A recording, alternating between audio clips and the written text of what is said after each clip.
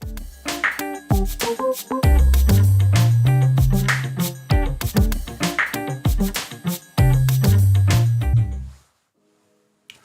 day and welcome back to the Family Cyber Clinic. We are hosting today's live Q&A, and I welcome you wholeheartedly to this session. Live Q&As are live Q&As, and I'm sincerely hoping that you will come with your questions. And most of you who've seen the flyer or the jingle or the promo, the topic we're going to be addressing is one that I feel as parents we need to be keen to be a part of. We may not be able to do that extensively today, but we certainly should be able to continue this conversation in the coming days, weeks, months, and years, because it concerns our children. And so I'll be really, really keen to see where this takes us. But we're going to do some justice. We're going to make an attempt to, start the conversation. It's a conversation that we must have. And I'm sincerely hoping that you are all tuned in. For me, it's important, really important, that we get to talk about these things and not brush them under the carpet. These are vital things. And I'm hoping that our community from Facebook and Twitter will join the YouTube call family. Because, and of course, if that doesn't happen, as could be the case, we can also certainly continue the discussions offline and through the comments. Okay? So, as you may have seen via the what I'll call promo, we've said simply that our kids being in the safety of our home can be vulnerable, can still be vulnerable. And that, no doubt, is the case, certainly in my experience, that you could be fooled by the fact that your child is at home, and because they're at home, that they are safe. And I've had experiences, I've shared in, experiences where the reverse is actually true. And that's worrying, really worrying. And I know that unless we tackle it, or at least engage in the discussion, we will not be able to know why it is true, if it is true, and what we should do about it. I'm just checking to make sure that you can hear me, and I believe you can. Let me just see. Yes, you can hear me. Okay? So please, while you're coming in, as you're joining, please make sure that you are tabling your questions. I'm just going to see if I can send a message out and make sure that people are tuned in. Let's see. Do bear with me. Where are we? Where are we? Yeah, please bear with me. Almost there. Just sending out this so that people know that we are live. Okay. Thank you. Make sure, even as you're connected, that you are telling your friends and family about this, okay? Just making sure we get this right. Come and join me right now to discuss. I'm sure you guys are patient. Okay. Just making sure that I'm sending it to as many people as possible. You do the same and invite your friends and family to come and be a part, okay? And so it shall be. Yeah, and I hope the phone line. Well, if they do, they do. Anyway, yes.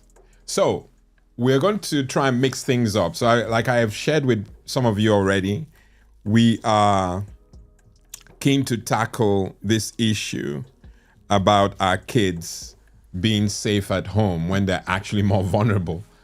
And I'm going to explain what I mean by that it is quite possible to be at home, or our kids, that is, be at home, and yet they are a lot more exposed, than they would be if they were actually out of the house.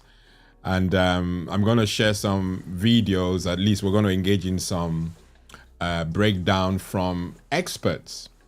Ultimately, we're driven by what God says. And I know that as a family, that's our focus. And I don't want us to ever miss that God drives everything. But he has given us wisdom, and we need to engage wisely with each other.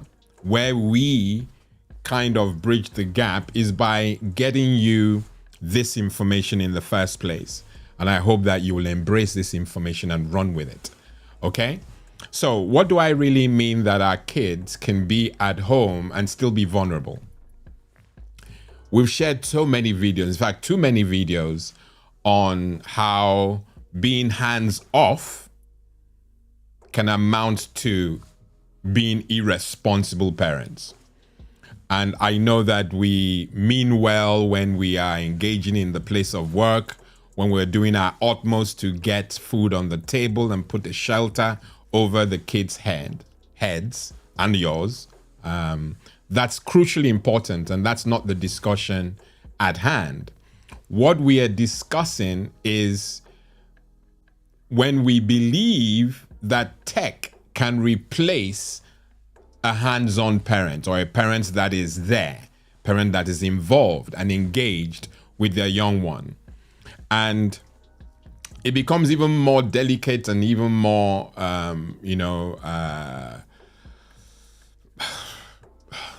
words fail me, really they do. But it becomes a bigger issue when, in a view to engage our kids, we give them, for example, an internet-enabled tablet. Give it to them with no supervision and applying no age appropriateness. We just believe that if pictures are moving on the screen and there's audio sounding like a kid's thing, that's enough to engage them. And many times that is really the outcome. They get engaged, they're perplexed by what they're looking at and seeing, but they don't decipher, they don't understand what they're seeing. And that is because there's no one hand holding them or shading them through that viewing process. And that's where the problem arises, where you feel you're doing your child or children a favor by giving them an exposed tablet, exposed iPad, exposed smartphone. And what do I mean by exposed? A tablet that's not updated, a tablet that has malware, a tablet that doesn't have any filter, content filtering, or age appropriateness features applied to it, is a dangerous device in a young person's hands. And so the vulnerability that you and I are trying to shade our children from by keeping them at home is actually working against you and I. Because kids these days, and rightly so, want their privacy. We generally believe that privacy is earned. And I know that many parents on the platform feel the same way. You earn your privacy. But let's just say that privacy has been established. And once that boundary line has been created, where you give your child space, that could also be exploited, because dad or mom are not going to come into my room without knocking, so I can do anything I want to do before that knock. No one is going to barge into my room because we have an agreed rule. So those are good things that need to be in place so that the kids have their space. But when I say it's earned because you know your child, you're engaging with your child. And so it's important that we are not giving devices, untreated devices, the devices that are full of malware. They don't have any patches or updates applied to it, and there are no filters. Those are dangerous tools, as we'll learn when we watch some of the videos and hear experts make comments about how exposed our children are to the internet, to the threats of addiction and all those. But I'll allow us, churn on those videos and make decisions. I'm certain, absolutely so. I'm certain that a lot can be done about it, but the conversation has to be started, okay? That conversation is what we're doing today.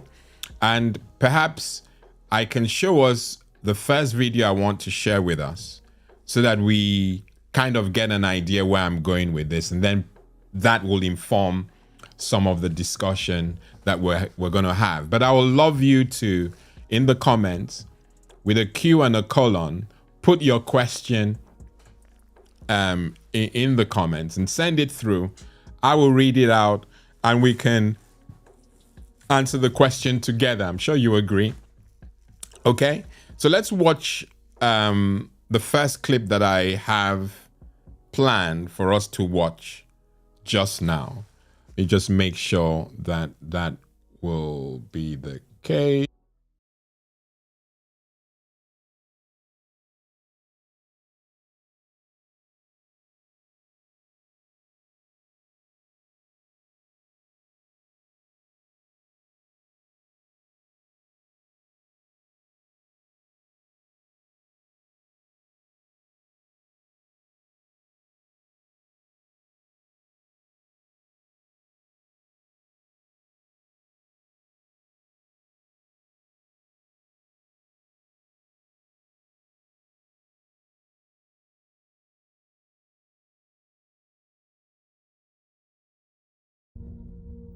Internet addiction really is like any other addiction where you're talking about how do you diagnose it when it becomes problematic, when there's consequences. He was spending 40, 50, Dr. 60 Kimberly hours Young a is a week at psychologist Silver and a College, professor at St. Bonaventure University in New York. She's a pioneer in the field of technology and internet addiction. I think parents are trying to catch up. We all think we've done the right thing by handing over all this technology, but now we're realizing there's a problem. Yes, and that's really where the key is that we aren't giving any messages that there's a potential downside. I love the seaside and I love the snow. How have we got to this stage that there is an addiction to the internet? What really happened, I think, to jettison this issue of technology/internet addiction is mobile. And in 2010, the first iPad was introduced, and now everybody has a smartphone. Everybody has some kind of tablet device. And so it really brought home this issue of internet addiction. So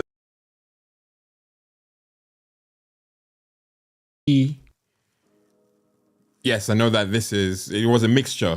That clip showed a mixture of internet addiction and giving devices to our children. And we'll build on this a lot more as we watch the other clips. But importantly, I want to highlight the addictive potential that the internet has. And you noticed in that clip that it wasn't just the young ones. Once you give an internet-enabled device to a child, the child starts their journey.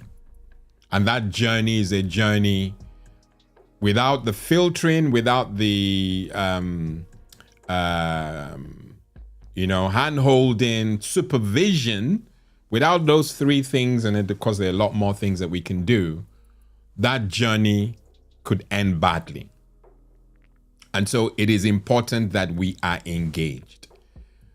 We shared a video last week about communicating with our kids and having an open door policy. These are things that are vital.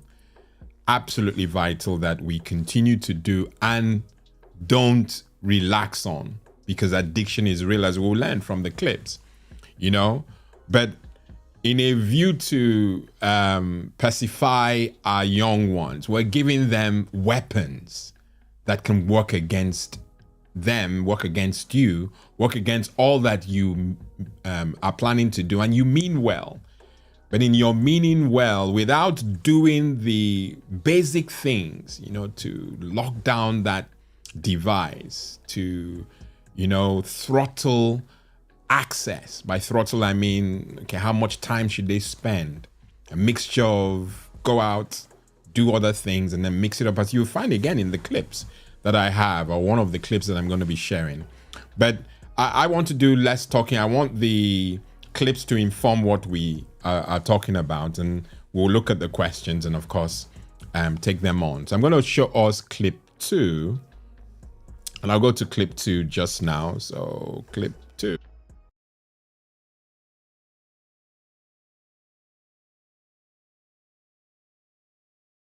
So it is an addiction that you can compare to alcohol addiction or gambling. Yes, I think the diagnosis is fairly similar because addiction is addiction. Dr. Young has many patients exactly like Tam Neal. She's also used to seeing plenty of teenagers addicted to technology. But almost unbelievably, it's now troubled toddlers and young children who are coming to her clinic. You know, if, say, a parent says, okay, you can't be on the internet for all afternoon, a child starts throwing a tantrum, or they become even violent because they're feeling this need to be back online. No! I want my iPad! Is handing devices like smartphones and tablets to young toddlers a path to addiction?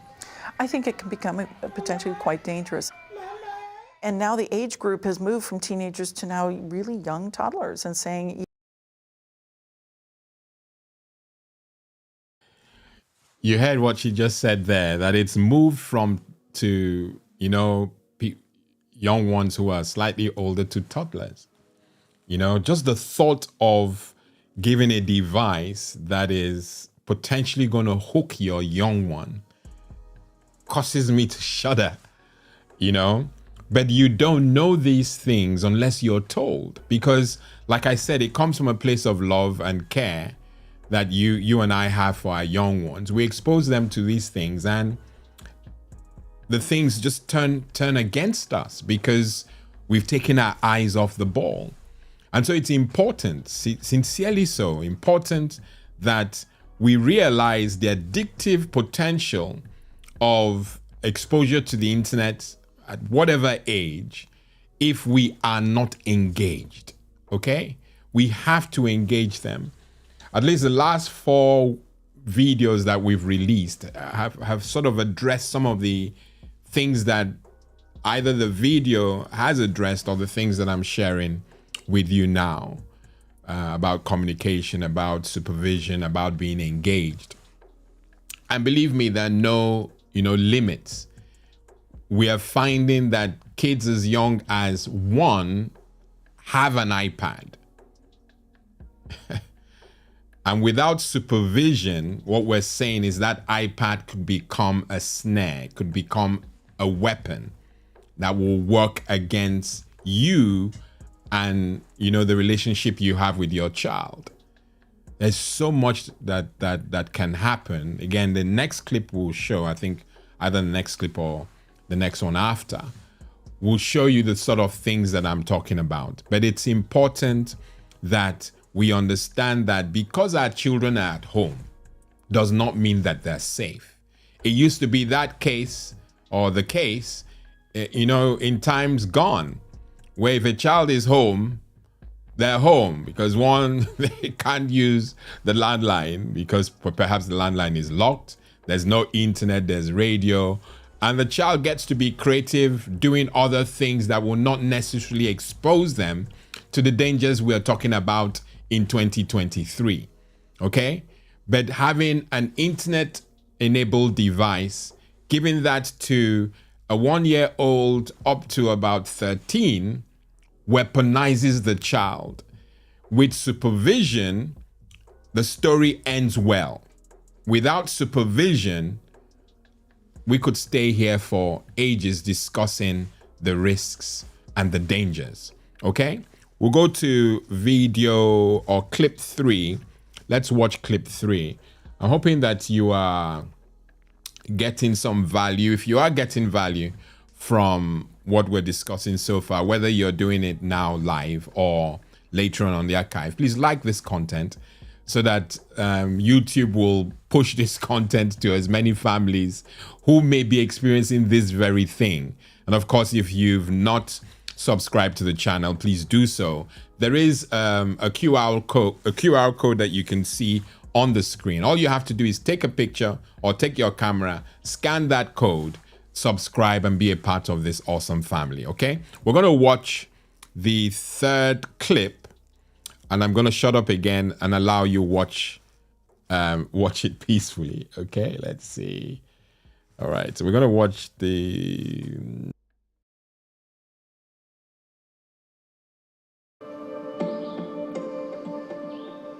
What does this place offer? It's a chance to, as apropos as it is, unplug. In Seattle, Washington, 25-year-old Tom is a patient at America's first residential treatment facility for internet addiction. It's called Restart. This peaceful homestead is off the grid. No phones, no devices, and definitely no internet. At one point in my life, I handed my future, my free will, I handed myself over to a machine and let it dictate what I did. So you were addicted to the internet, addicted to your computer. I was addicted to gaming, browsing, porn. Yeah, I was addicted to the computer. So, to unhook himself, Tom's checked in here for a 45-day digital detox. It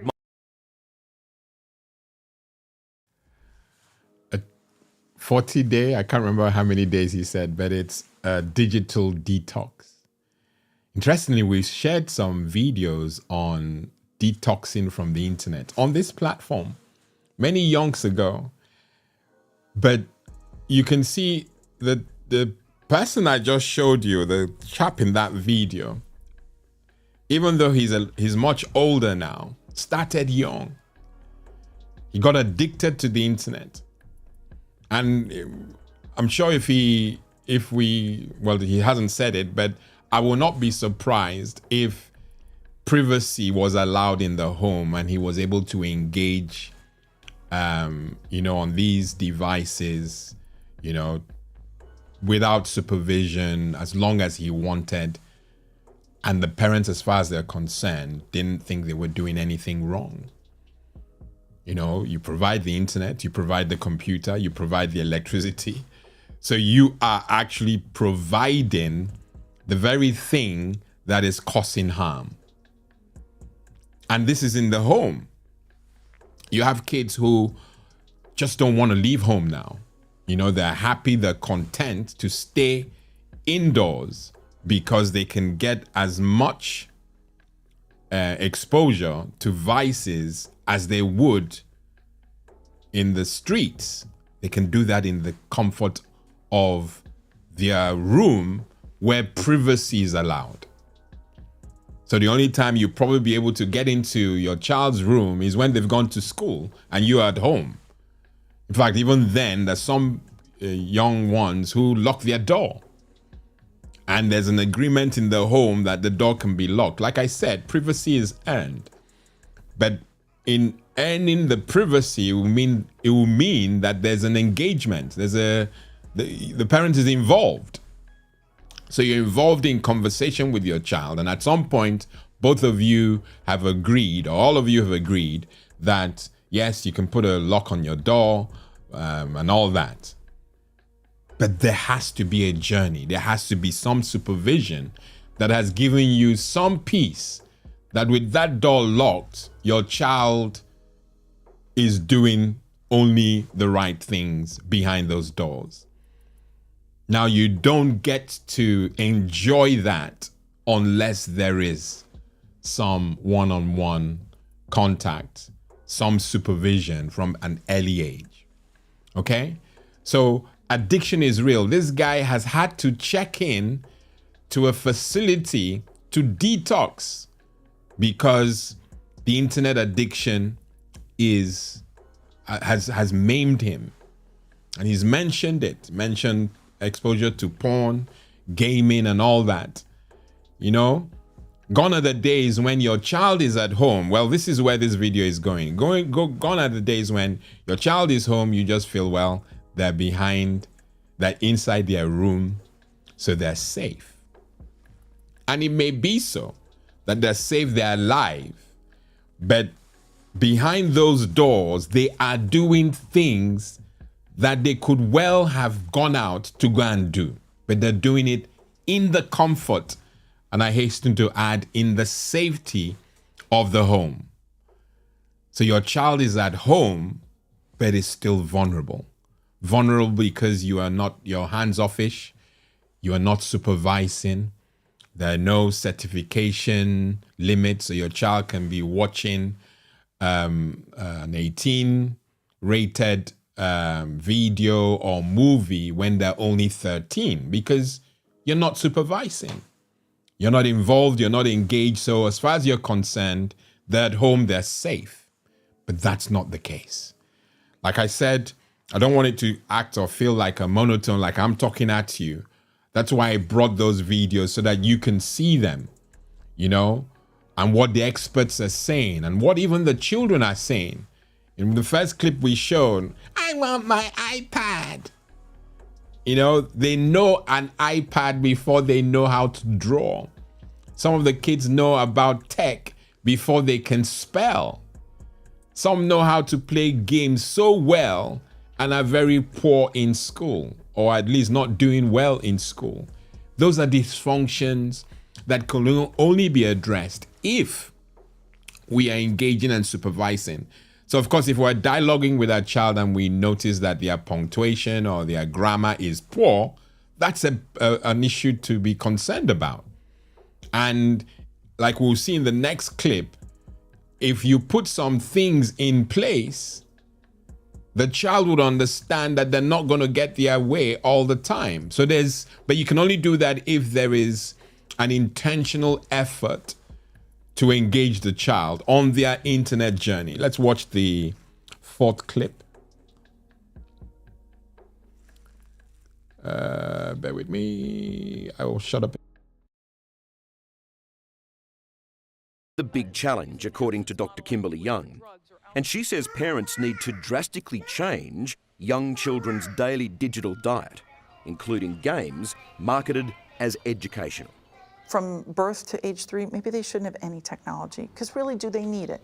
Then maybe from 3 to 6, they can have like maybe an hour of technology, but supervised, very controlled, and you're still encouraging sort of other exercise and activities. From 6 to 9, maybe 2 hours of use, but that still is very controlled and supervised. And so by the time they're kind of on their own with the technology, it's less invasive and it's less compulsive. Back in Brisbane, Bianca Pevriol has already taken on the technology and won. Right. So that's where that is. She's now in complete control of home computers and gaming devices with a parent-controlled app that restricts the sort of games young Adam and Owen can play and for how long. So how does it work? You can't. Well, I'm glad that was kind of mixed. You saw and heard what the experts said about the appropriateness, the age, and not encouraging giving tech to, minors, toddlers, and that there has to be some sort of reward system. And the clip that we saw the boy and the mom use a parental control app, which we champion on this platform. If the child confesses, if we were able to watch the clip, I'll put the full video, the full clip, the 60 minutes clip, in the description after the live, so that you can watch this and hear some of the things that those kids got to say. But this particular child, the child that you saw in that last clip, was asked. So You know, without the parental controls, how long would you stay playing this game on the tablet? And he said until his eyes hurt. Wow, just allowing that sink in is frightening. So without parental involvement, some of the things, the trends we see, a child as young as 2, 3, 4, before they can actually go to big schools, as they call it, they're wearing glasses. That surely cannot be only a genetic probability. We're exposing them to white light at a very early age. Screen time is not policed. And of course, if we're not doing that, he just said, in fact, I really wish we could play the video to hear what answer he gave. But like I said, I'll put the clip in the description. He said he won't stop playing until his eyes hurt. And let me see if I can, seriously, because I think it may be useful to watch. Don't know whether that will help. Let's see.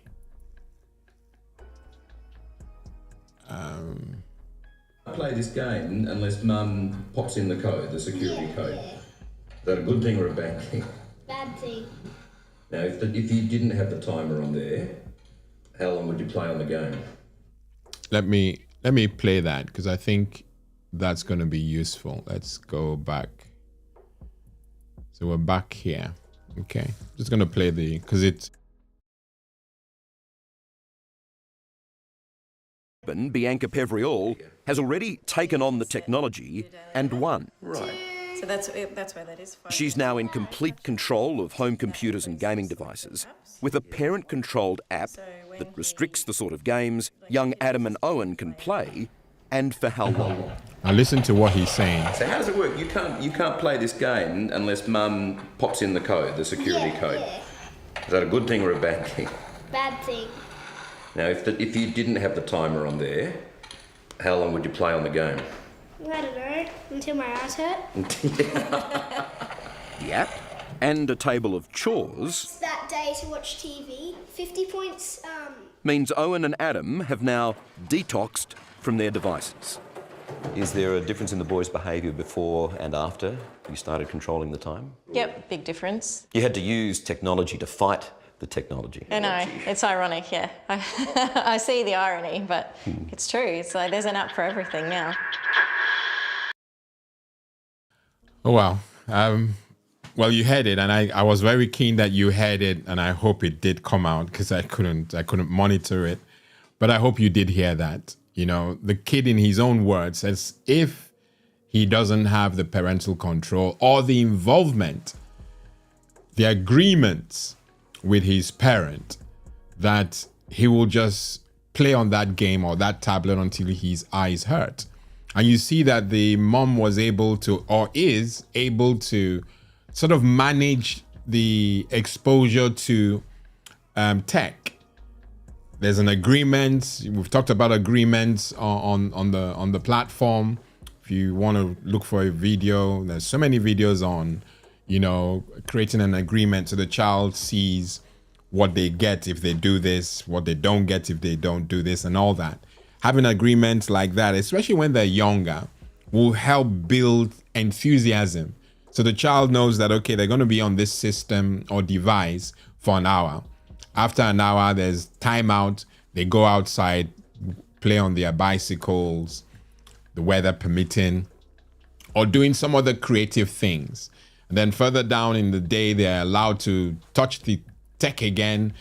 You sort of balance it. You know, some of these things I'm saying, and this is the passion of the channel, or one of the things that has driven this whole thing that you see, Family Cyber Clinic. Some of the errors that I made, or at least made by people that I'm connected to, are errors that can be avoided. And because hindsight is a beautiful thing, what we're doing on this platform is revealing these gotchas so that you don't go through this path. I know some of you are saying that the children have to experience these things. And I totally agree, you know, But if you know that the outcome of certain things or certain ways that we engage on the internet will lead to a particular negative outcome, why would you allow them get exposed to that vice or that outcome when there are other ways to do it? Because you can still expose them to the internet and have a better outcome if you are on the journey with them. And that's what we're fundamentally saying. That yes, we want them to make their own mistakes. We want them to have their own experiences. And that nothing changes on those grounds. We are on the same page. But that will not, validate or justify the hands-off approach that many parents have concerning their kids' journey on the internet. It's absolutely unacceptable that we leave our young ones on the internet at a very young age unsupervised. That is what we're saying. And we're passionately,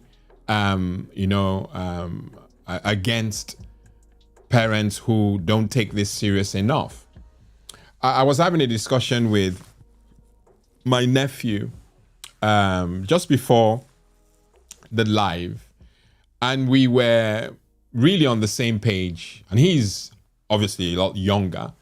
We're on the same page that even the young ones in the 2023 that we're in now, or the 21st century that we're in now, and beyond, really, there has to be measures to prevent overconsumption, over-engagement, over-investment, on our devices, on the internet, so forth and so on.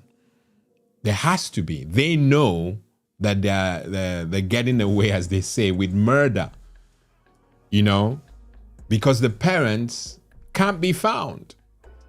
And if you feel guilty about what I'm sharing now, rather than throw a pity party or feel rotten,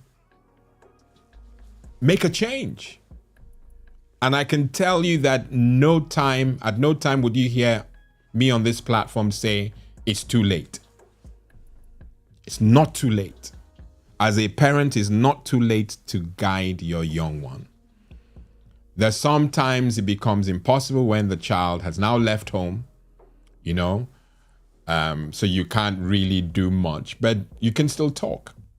So when I have opportunities to speak to our young ones, I don't mince words. I say it as I know that even if it may not help them in their own journey, because of course they're now mature, they're men in their own right, it will help them, it will help their consciousness.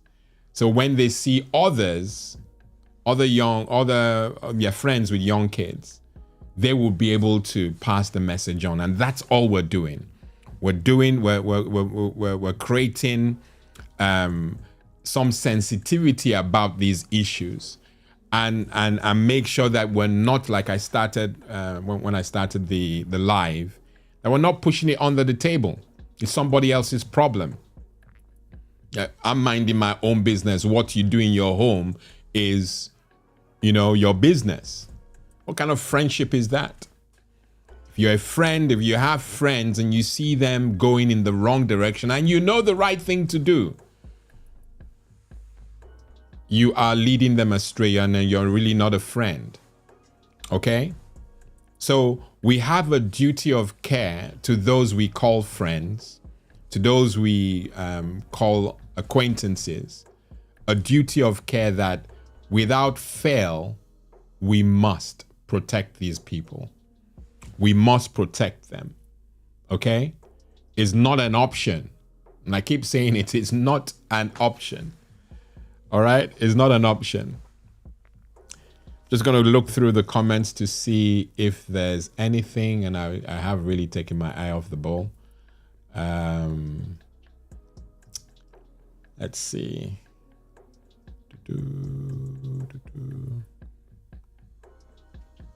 Just making sure.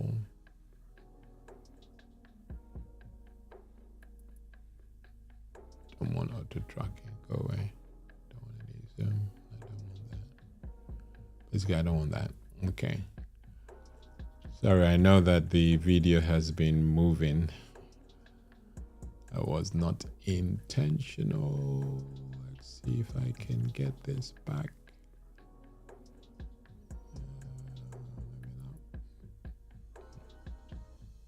Why are you still moving? Stop moving. Sorry, it kept moving and it's still moving. Okay, stop. You can stop now. All right, so there's so much that we really have to kind of learn from this, okay?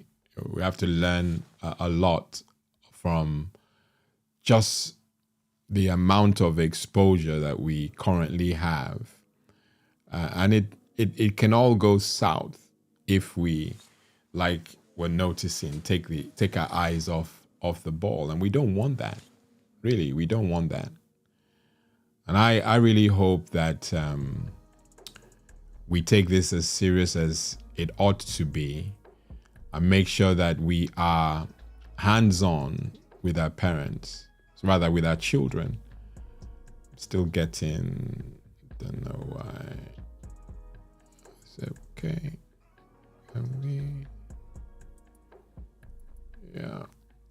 Okay.